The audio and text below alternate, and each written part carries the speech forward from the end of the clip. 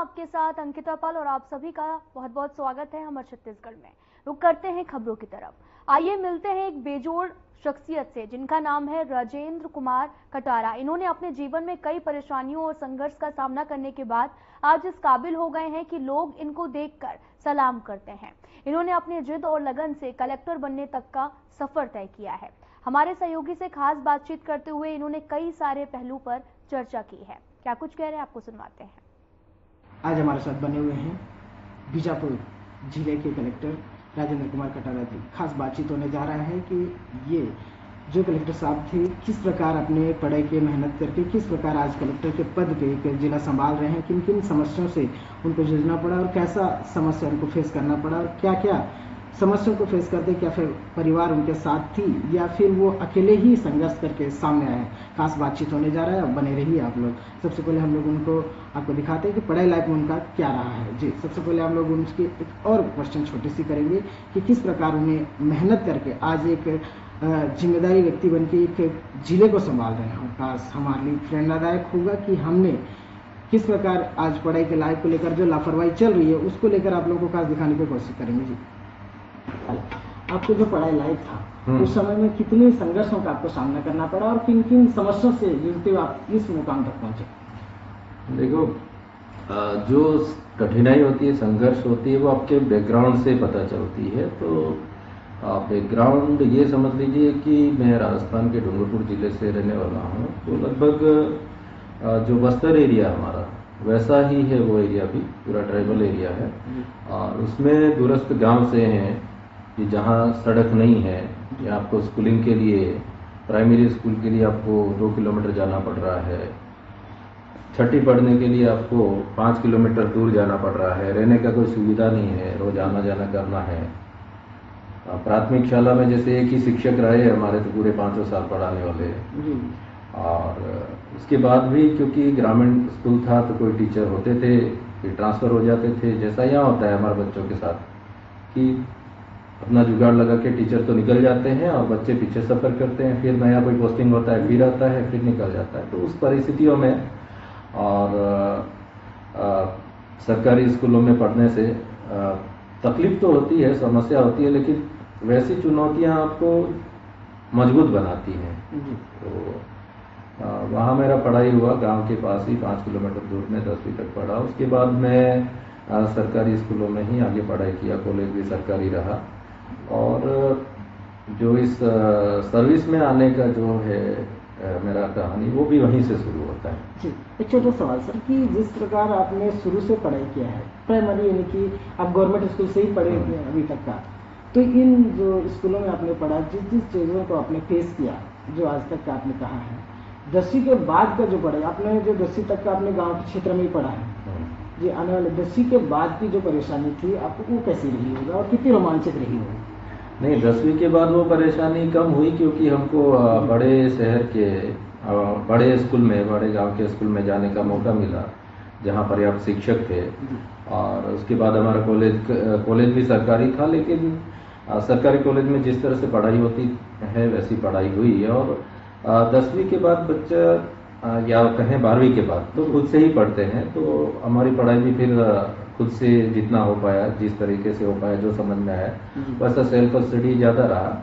और मेरा ग्रेजुएशन के बाद मैं उदयपुर आया, जो बड़े शहर में, तो साथी लोगों को देखा कि वो तैयारी कर रहे हैं, पीएससी का तैयारी कर रहे हैं, कुछ लोग परीक्षा दे चुके हैं हमारे साथ पढ़ने वाले। तो हमको पता ही नहीं था कि हमको परीक्षा भी देना था। तो फिर डिसाइड किया कि नहीं, परीक्षा इसको पढ़ेंगे, पढ़ने के लिए क्या करना पड़ेगा। तो उस अनुसार हमने गाइड, यूनिक की बड़ी गाइड होती थी उस समय, है ना, सभी सब्जेक्ट आते थे। तो वैसा किताबें लाके और पढ़ाई करते हुए, और थोड़ा माहौल फिर कंपटीशन एग्ज़ाम की तरफ आया। और उस बीच में क्योंकि घर का सपोर्ट भी इतना नहीं रहता था, तो उन्होंने जैसे बीएड के लिए बोला तो हमने आवेदन कर दिया। अब बीएड में हो गया तो बोले कि ये पैसा है, फीस भर दो और बीएड कर लो, नहीं तो दोबारा घर से बात मत करना पैसे के लिए। तो बीएड भी कर लिया, उस दौरान एमएससी भी हो गया और वो होते ही फिर नौकरी भी लग गया, गुरुजी बन गए। बीएड के लिए बोला तो हमने आवेदन कर दिया।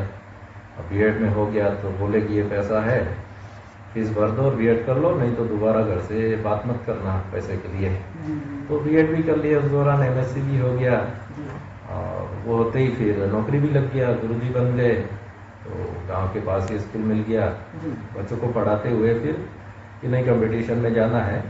तो यूपीएससी भी दे रखा था, पहले अटेम्प्ट में ही मेंस दिया था यूपीएससी का, तो भरोसा भी था खुद पे भी। और नौकरी के साथ पढ़ते पढ़ते राजस्थान की जो सिविल सेवाएं हैं उनमें 2 बार चयनित हुए, वहाँ नौकरी की है, शिक्षक से नगर पालिका का नौकरी की है, तहसीलदार का की है। वहीं से फिर हमारे दोस्त लोग दिल्ली में भी थे, तो मिलने भी गए, दिल्ली से कुछ नोट्स भी लाए। वहाँ रह के पढ़ने का मौका तो नहीं मिला क्योंकि नौकरी भी करना था, और लेकिन एक बार मन बना के भी गए कि कोचिंग भी करेंगे। तो जो डेमो क्लास होता है अटेंड करके फिर हमको लगा कि नहीं, ये बता रहे उतना तो हम पढ़ ही लेंगे, अब गाँव में नौकरी करते हैं और साथ में पढ़ लेते हैं। अलग अलग समय पे ट्रांसफ़र भी होता रहा, और नौकरी के साथ पढ़ाई किए, इंटरव्यू दिए, इंटरव्यू में फिर रुक गए, नंबर कम आए इंटरव्यू में, तो फिर से अगले साल दिए। इस तरह से 2012 का जो मेन एग्ज़ाम था और इंटरव्यू था उसमें हमारा चयन हुआ, और 2013 बैच है मेरा, और मुझे छत्तीसगढ़ का घर मिला।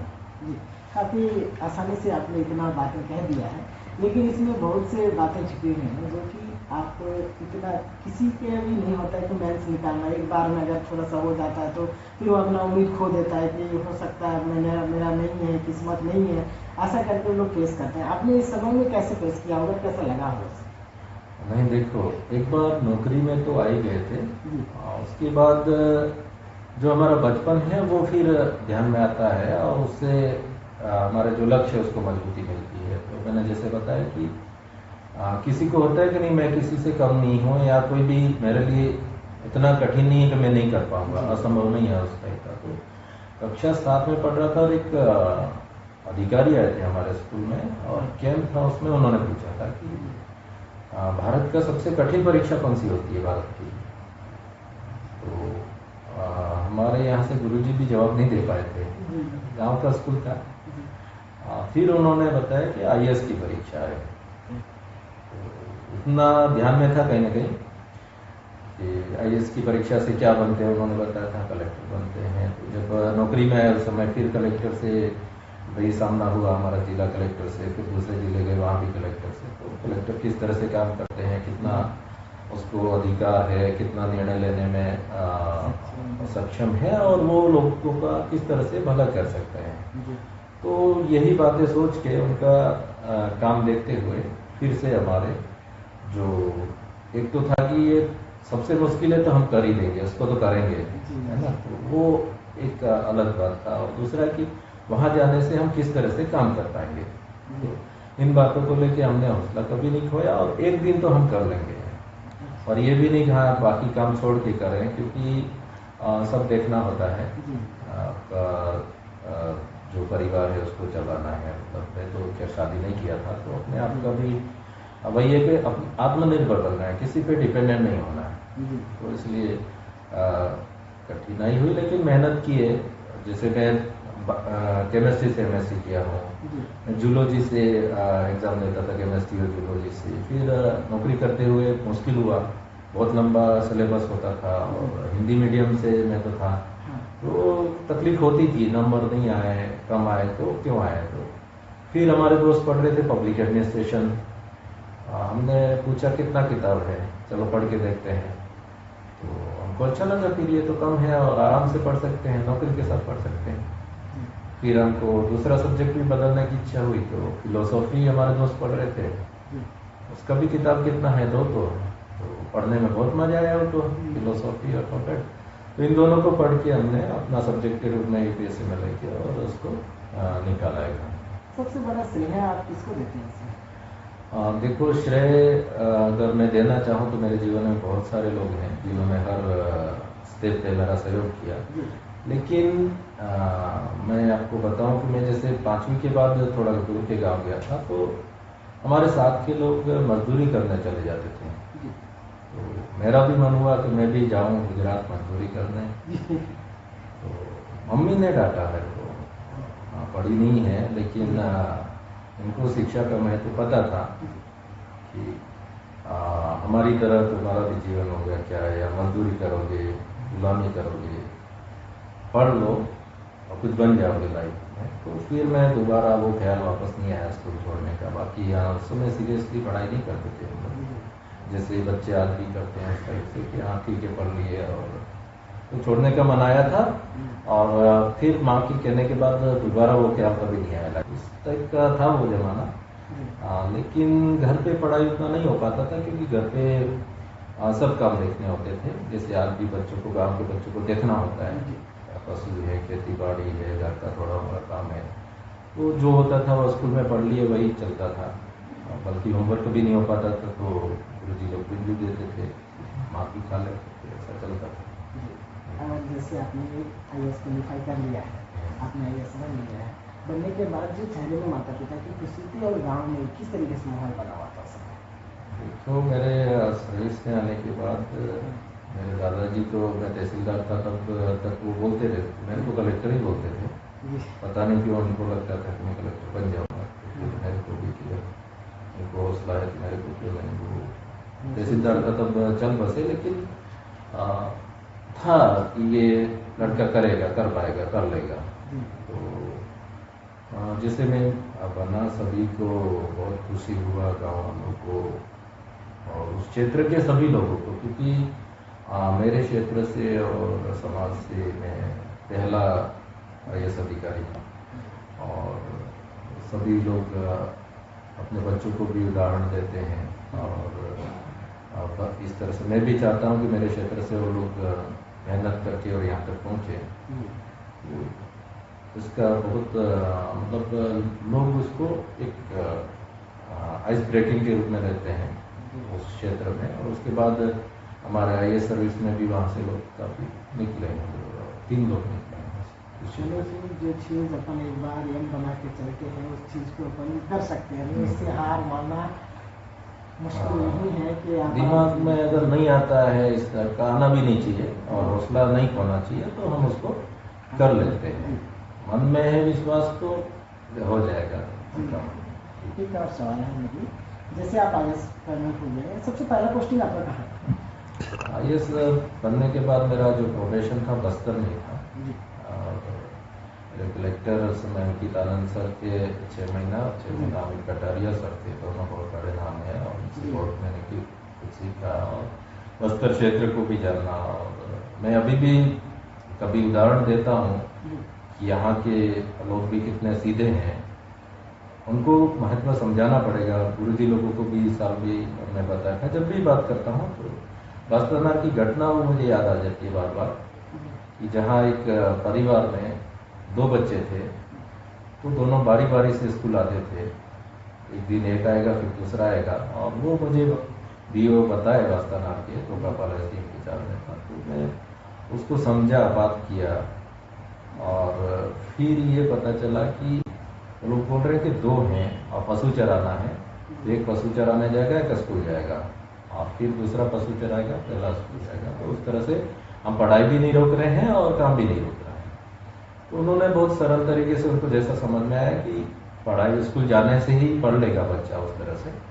तो लोग सीधे हैं, अगर उनको उसी बात का महत्व समझाया जाए कि नहीं, रेगुलर पढ़ाई का महत्व क्या होता है, स्कूल अगर बीच में छोड़ देते हैं, एक दिन नहीं आते हैं, तो बच्चा खुद ही उसको फील करेगा, डिप्रेस फील करेगा, थोड़ा पीछे फील करेगा और वो पढ़ाई छोड़ देगा। तो उस बात को समझाने का जरूरत है। तो जैसे, और दूसरा, यहाँ के लोग बहुत ज़्यादा क्या बचत नहीं सोचते, भविष्य का नहीं सोचते, और उसी कारण से बाहर के लोग आके यहाँ पे रोजगार करते हैं, मजदूरी करते हैं, बिजनेस करते हैं। तो अब धीरे धीरे यहाँ के लोग भी उसको, इस बात को समझ रहे हैं, और कुछ जैसे गांव छोड़ के यहाँ शहर में आ रहे हैं, बचत कर रहे हैं, घर ठीक बना रहे हैं, बच्चों का पढ़ाई के बारे में सोच रहे हैं। ये बात जैसे जैसे ठीक गांव तक, अंतिम व्यक्ति तक जाएगी कि नहीं, हमको 2 पैसा बचाना भी चाहिए, जीवन जीना है, अच्छे से जिए, लेकिन बच्चों का पढ़ाई के लिए भी सोचना चाहिए, आने वाले भविष्य के लिए सोचना चाहिए। तो यहाँ की जो सारी समस्या है वो खत्म होगी और ये खुशहाल हो पाएगा बस्तर। खासतौर से अपन बीजापुर की बात करते हैं। बीजापुर में आप किस प्रकार से अभी तक का कार्य किए हैं और किन चीज़ों को आप अभी तक नहीं कर पाए जो करने की इच्छुक है? बीजापुर में जो मैं यहाँ ज्वाइन किया और यहाँ क्षेत्र को देखा, देखो वो जगह रोड नहीं है या पुलिया नहीं है, स्कूल चल रहे हैं, भवन ठीक नहीं है, स्वास्थ्य केंद्र भवन ही नहीं बना है, आंगनवाड़ी का भवन या तो जर्जर या बना ही नहीं है, पंचायत भवन ही नहीं है हमारे पंचायत की बात। ये जो इंफ्रास्ट्रक्चर का कमी था यहाँ पे, वो मेरा पहला फोकस था जिले में, और विशेषकर शिक्षा और स्वास्थ्य का इंफ्रास्ट्रक्चर। तो आप जैसे देखेंगे जितने काम उस समय सैंक्शन हो रखे थे और नहीं हो पा रहे थे, और प्लस बाद में जितना भी हमारे पास उपलब्ध फंड था या कहीं से नीति आयोग से हमको मिला, SCA से मिला, DMF का, उस सब का हमने उपयोग करके और अंदरूनी क्षेत्रों में स्कूल के भवन बनाए हैं, स्वास्थ्य केंद्र बनाए हैं, आंगनवाड़ी बनाए हैं, इसमें नरेगा भी कन्वर्जेंस भी है, पंचायत भवन भी बनाए हैं। उस सब का हमने उपयोग करके और अंदरूनी क्षेत्रों में स्कूल के भवन बनाए हैं, स्वास्थ्य केंद्र बनाए हैं, आंगनवाड़ी बनाए हैं, इसमें नरेगा भी कन्वर्जेंस भी है, पंचायत भवन भी बनाए हैं, और दुकानें भी बनाई हैं कि गांव के युवा मेन रोड पे 5 दुकान को एक कॉम्प्लेक्स बना के दिया जाए तो वहाँ अपना व्यवसाय शुरू करें। तो उस तरह से इंफ्रास्ट्रक्चर पे विशेष ध्यान था। और दूसरा पढ़ाई पे, जो बंद स्कूल यहाँ पे सलवा जुड़ूम से बंद थी, तो मेरे से पहले भी कुछ स्कूलें खुली थी और कुछ हम प्रयास करके खुलवाए, और अभी की स्थिति में 221 स्कूलें हैं ऐसी हैं जो जहाँ बच्चे 8000 से ज़्यादा बच्चे पढ़ रहे हैं, जो पहली बार स्कूल खुले हैं, गांव में खुले हैं, और वहाँ का युवा है वो उनको पढ़ा रहा है। अब वो पढ़ाई कैसे करा रहा है उस पर भी उसको ठीक करने के लिए, मॉनिटर करने के लिए पहले तो उनका ट्रेनिंग कराया। इस साल भी पूरा गर्मियों में उनका ट्रेनिंग चला, बीच बीच में हर महीने समीक्षा और एक ओरिएंटेशन होता है, उनको मटेरियल दिया गया, टीचिंग एड दिए गए, और जो बेसिक साधन थे वहाँ पढ़ाई के लिए, शेड का जरूरत था, शेड बनाया, जहाँ स्कूल बना सकते थे वहाँ स्कूल भी बना रहे हैं। और कुछ स्कूलों में जो हमको नीति आयोग से पैसा भी मिला था, तो 100 स्कूल हैं, 100 स्कूलों में हमने जहाँ लाइट नहीं है वहाँ टीवी लगवाया पहली बार, सोलर से वो टीवी चल रहा है, और उस पर बच्चे अंग्रेजी में, हिंदी में पोएम है उसको दोहराते हैं, वीडियो से पढ़ाई करते हैं। हमारा शिक्षक को भी सुविधा हुआ, और बच्चों के लिए और गाँव वालों के लिए एक अट्रैक्शन पॉइंट बना वो टीवी। तो मैं सोचता हूँ कि इस तरह से अगर मेरे ये सारे बंद स्कूल हैं प्लस प्राइमरी स्कूल है, उनमें एक ऑडियो विजुअल कंटेंट दिखाने लायक वातावरण बन जाएगा, तो शिक्षकों की कमी है उसका भी कुछ हद तक भरपाई हो पाएगा, प्लस बच्चे जुड़ेंगे पढ़ने के लिए। और उसके अलावा जो स्वास्थ्य क्षेत्र है उसमें अंदरूनी क्षेत्र में भवन बने हैं, वहाँ स्टाफ भी उपलब्ध कराए हैं। DMF में मेरा मेजर जो जिले का फंड है वो स्वास्थ्य कर्मियों के लिए मानदेय में जाता है, और उपकरण तो कोरोना काल में बहुत हद तक उपलब्ध थे जिले में, तो उनको भी दुरुस्त करके और अभी ऑपरेट किया जा रहा है। मानव संसाधन ही बहुत महत्वपूर्ण है। नीति आयोग का जो फंड था, हमको एक और फंड मिला था इनाम के तौर पे अच्छा प्रदर्शन के लिए, तो उसको इन हेल्थ सेंटर में कोऑर्डिनेटर रखे हैं हमने, और वहाँ के लिए नर्स रखी हैं, वो अपना वीकली रिपोर्ट भी जमा करती हैं। मतलब सांड्रा एरिया में आप देख लें, एडसमेटा में देख लें, या एकदम उसूर के अंदरूनी क्षेत्र है वहाँ ये लड़कियाँ हैं वो अपनी सेवाएं दे रही है। हमारा जो रेगुलर स्कीम है उसके साथ साथ अपने प्रयास से BHND को बेहतर कर रही है, लोगों को स्वास्थ्य सुविधा तक आने के लिए प्रेरित कर रही हैं, संस्थागत डिलीवरी के लिए। और जो लोकल भोपे होते हैं या यहाँ पे उनको दुनिया बोलते हैं, वो होते हैं, तो उनको भी समझाए, उनका भी हमने सम्मेलन कराया है, उनको भी समझाइश दे रहे हैं, तो उससे थोड़ी आसानी हुई। ये लोग आ रहे हैं और इलाज का जो लाभ है वो दे रहे हैं। और यहाँ डिस्ट्रिक्ट हॉस्पिटल में पहले भी रियासत के समय बहुत अच्छा काम हुआ था, बीच में कुछ डॉक्टर्स का हमको कमी था, लेकिन उसके बाद संपर्क करके और अच्छा आकर्षक पैकेज देके डॉक्टर को हमने रखा है, तो भी लगभग सारे विभागों में और खासकर MCH में बहुत अच्छा काम हो रहा है। हमारा बीजापुर का MCH है वो शासन से सेटअप उसका सेंक्शन नहीं हो पाया है, बार बार उसको लिखा गया है, लेकिन फिर भी क्योंकि वो बहुत जरूरी अंग है हमारे यहाँ, तो उसको संचालन हम पूरा DMF से कर रहे हैं। और अभी अच्छी सर्जरी हुई है, लोग कभी बच्चे नहीं हुए थे उनको भी अभी बच्चे हुए तो खुश हैं, तो काफ़ी इम्प्रूवमेंट हुआ है हेल्थ और एजुकेशन में। साथ ही जैसे क्योंकि मैं जिस क्षेत्र से आता हूँ तो परेशानी समझ में आती है कि पानी के लिए किस तरह की परेशानी होती है, राशन के लिए किस तरह की। जब देखते हैं कि 50 किलोमीटर दूर से सांड्रा से लोग राशन के लिए भोपालपट्टनम आते हैं, बारिश में उनका ट्रैक्टर में राशन भी बह गया था, ऐसी स्थिति थी। तो हमने प्रयास करके पिछले साल गाँव वालों से भी बात किए और हमारे सरपंच और सचिव प्रयास करके आने जाने का एक रोड बनाए, क्योंकि नक्सलियों का दबाव था कि वहाँ अस्थायी रोड तो नहीं बना सकते, तो जैसा भी बना पाए। लेकिन पिछले साल हमने इन क्षेत्रों में अंदर क्षेत्रों में राशन पहुँचा के दिया है, उसका भी बहुत अच्छा रिस्पॉन्स था गाँव वालों का। और दूसरा नालों का पानी पीते, मजबूरी वहाँ कभी हमारा बोरिंग गाड़ी नहीं गया, तो उसके लिए ट्रैक्टर माउंटेड गाड़ियाँ थी, उनको बात करके वहाँ बेच के पंचायतों की मदद से जो भी फंड अगर पंचायत के पास था तो उससे, नहीं तो जिला से फंड दे के और SC NMDC सारे फंड कन्वर्जेंस करके जिले की हर बसाहट में हैंडपंप से पानी उपलब्ध हो, ये सुनिश्चित किया है। हमारी आकार ले रही है, भवन बन रही है। बेहतर ही बीजापुर में आपने कार्य कर रहा है, और ऐसे कोई कार्य और जो बच्चे हैं जो आपको इसको पूरा करना बीजापुर जिले में? नहीं, देखो उसके अलावा हर क्षेत्र में जो काम हो सकता है वो किए हैं। जैसे कृषि में भी बहुत अच्छा काम हुआ है, खासकर मिर्ची का खेती उल्लेख करना चाहूँगा मैं। तो चंदूर में, तारोड में, टाला गोड़ा, उसको पामेड़ तक ले गए, हीरापुर में, है ना, अंदर गाँवों तक बड़े बड़े पेज में कन्वर्जेंस के माध्यम से मिर्ची का खेती किया गया और अच्छा प्रोडक्शन हुआ है। इस तरह से हमारा रोजगार के लिए यहाँ जो मैं समझता हूँ नक्सल फैलने का या स्थायी रूप से अभी तक बना हुआ है, उसका कारण ही रोजगार की कमी है। युवा भटकते हैं और खासकर महिला लोग हैं, उनको भी रोजगार नहीं होता है। तो जिले में रोजगार के लिए जो प्रयास किए गए, गारमेंट फैक्ट्री जैसा यहाँ दंतेवाड़ा में चल रहा था, तो एक बड़ा सेटअप यहाँ डाला है, कम से कम 400 लोगों को वहाँ रोजगार मिल रहा था। गलत बात है कि बीच में अभी आग लग गई और फैक्ट्री उसको भी दुरुस्त कर लिया और अभी वापस शुरू हो जाएगी। और चिकी फैक्ट्री स्थापित किए हैं, करीब वहाँ 100 लोग हैं, वो काम कर रहे हैं, प्राइवेट फैक्ट्री है, अच्छा सैलरी दे रहा है। और इस तरह से हमारे रिपा जो बने हैं उनके माध्यम में भी वहाँ भी मशीनें स्थापित, ये कुछ एक्टिविटी शुरू किए हैं और रोजगार मिल पाएगा।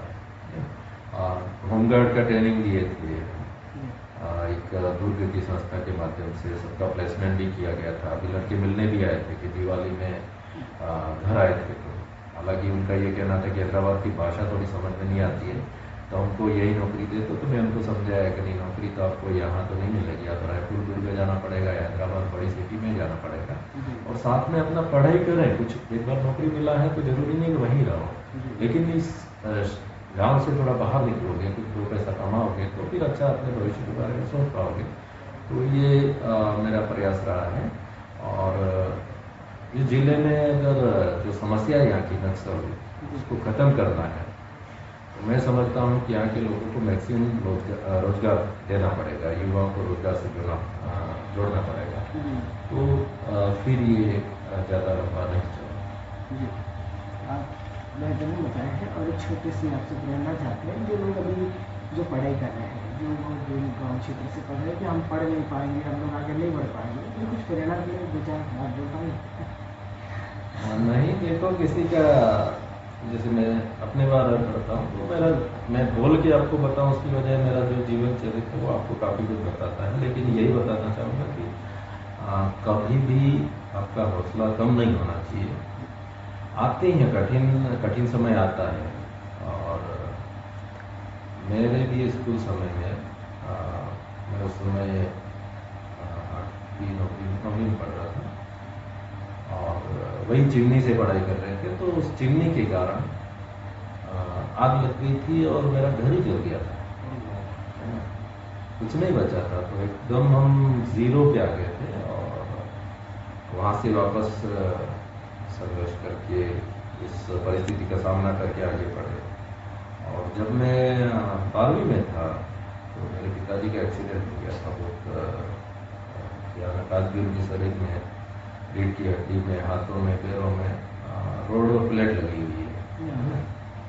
तो ऐसे कठिन समय आए हैं और किसी के भी जीवन में, मैं चाहूँगा कि नहीं आए, लेकिन ऐसी परिस्थितियाँ आती हैं तो लोग फिर, मैंने अपने साथियों को भी देखा हूँ, घर की ऐसी परिस्थिति आई कि कुछ हो गया और अपना पढ़ाई वगैरह छोड़ दिए, या फिर मेरे से भी ज़्यादा होनहार लड़के मेरे साथ थे, लेकिन अपनी परिस्थितियों के कारण या उन परिस्थितियों में अपना हौसला खोने के कारण वो आगे नहीं बढ़ पाए।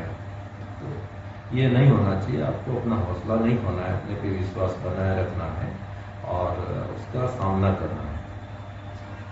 नेगेटिव भावना आपके जीवन में कभी नहीं आए। बहुत सारे लोग, खासकर हम कोटा का जैसे सुनते हैं कि पढ़ाई के दबाव में लोग सुसाइड करते हैं, वैसा कभी नहीं होना चाहिए। आप जो अपने क्षमता है उस अनुसार आप कर ही लेंगे। आप क्या साबित करना चाहते हैं किसी के लिए? मेरा जो पहला अटेम्प्ट था, मैंने मेंस दिया था और मेंस के बाद जब रिजल्ट देखे, मेरे भाई देखे थे, मैं खुद नहीं देखा था क्योंकि कंप्यूटर पे जाके देखना होता था। तो वो जो नंबर नोट करके ले गए थे, उनको लगा हाँ वही है, उन्होंने बता दिया वो नंबर है। तो 2-4 लोग हमारे साथ वाले, उन्होंने अच्छा तो बोला, लेकिन मन से नहीं बोला, क्योंकि मेरे को कब फील हुआ कि जब रिजल्ट बाद में फिर से चेक किया तो नहीं हुआ था उसमें। तो फिर बोले कि ऐसे ही थोड़ी होता है, हम मतलब जो भी कि हम ऐसे ही थोड़ी हैं, इतने समय से पढ़ रहे हैं, ऐसे हर एरे गिरे का नहीं होता है ना, अंग्रेजी पढ़ना पड़ता है, ये करना पड़ता है, ऐसे हौसला। लेकिन उनको बोल के जवाब देने से कोई मतलब नहीं। मैं यही कहना चाहता हूँ आज के युवाओं से कि किसी तरह से घबराए नहीं, परिस्थितियों से डटकर सामना करें, अपना 100% दें। आज की तारीख में सबसे ज़्यादा हम टाइम वेस्ट करते हैं, टाइम वेस्ट नहीं करना है, उसका सदुपयोग करना है और अपने शरीर में भी ध्यान देना है, क्योंकि मोबाइल में ही रहेंगे या कंप्यूटर से ही पढ़ेंगे, ऑनलाइन पढ़ेंगे, तो हम उतने सक्षम नहीं हो पाएंगे, क्योंकि हमको जो कठिनाई है वो सिखाती है, अभाव है वो सिखाते हैं। हम कॉपी में, किताब में लिख के पढ़ेंगे, वो हमको सिखाएगा। क्लासरूम टीचिंग है वो बहुत ज़्यादा इम्पोर्टेंट है, तो उनका कोई अल्टरनेट नहीं होता है ना। और ज़्यादा लेजी नहीं बने और अपने शरीर का ध्यान रखें। अच्छा शरीर होगा तो अच्छा दिमाग भी काम करेगा और अच्छे से पढ़ पाएंगे। बहुत बहुत धन्यवाद आपका। ये थे हमारे जिले के कलेक्टर राजेंद्र कुमार खटारा, जो अपना जीवन परिचय बुरी बातें से आप लोगों के सामने रखे हैं। आज के बाद हम लोग भी एक हौसला बना के चले, ऐसा एक हम उम्मीद करते हैं आपसे। चलिए, फिलहाल इस बुलेटिन में इतना ही। नमस्कार।